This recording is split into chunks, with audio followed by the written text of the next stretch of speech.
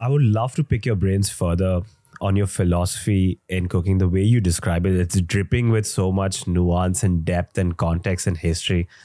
You have said in a previous interview that I believe that food, like society, should be a mosaic, not a melting pot. In a melting pot, everything loses its identity. A mosaic, however, allows for each element to shine.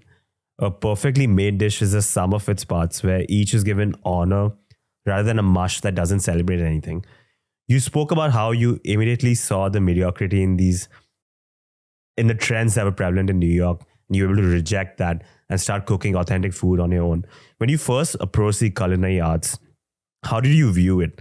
Was it a science to you? Was it an art form or some form of expression? Was it a spiritual experience? You've said in the past that the kitchen was this safe haven of security for you. Or do you think it was just another medium at that point through which you could still explore your identity? So did I say those very clever things you said at the beginning? You're quoting me? I hope so. Or otherwise the intern who's done this research is going to get fired. So, those are words I would use, but if I said them exactly verbatim as you read them, I guess my mind does work sometimes. So it sounded good. That is my philosophy, and I believe that. And I get very sad when people say we are a melting pot. We're not. Humans and human contributions to the world should not take anyone to a melting pot. Because just that term, melting pot, you've melted away identity, culture, connections, history, hopes, dreams, aspirations, all of it, and melted them to what?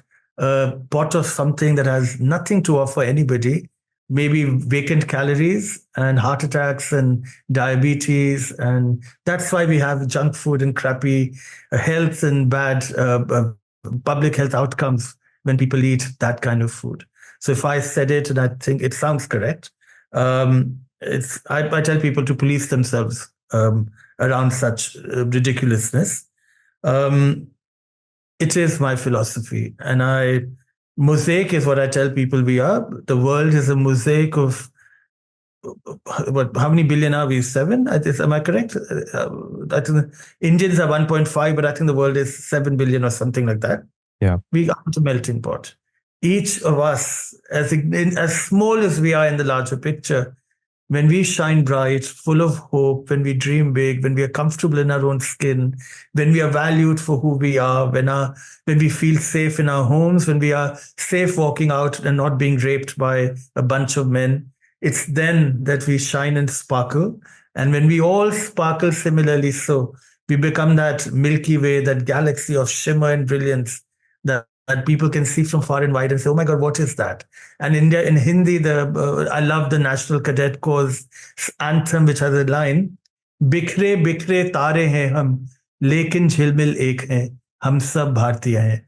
That we are all scattered stars, but when we sparkle and shimmer together in unison, we become even more fantastically brilliant.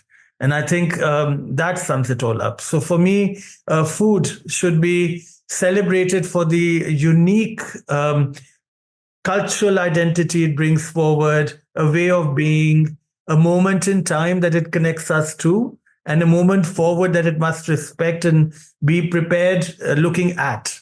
It is a story that we should reveal as we eat and celebrate that dish. It's health and wellness at every bite.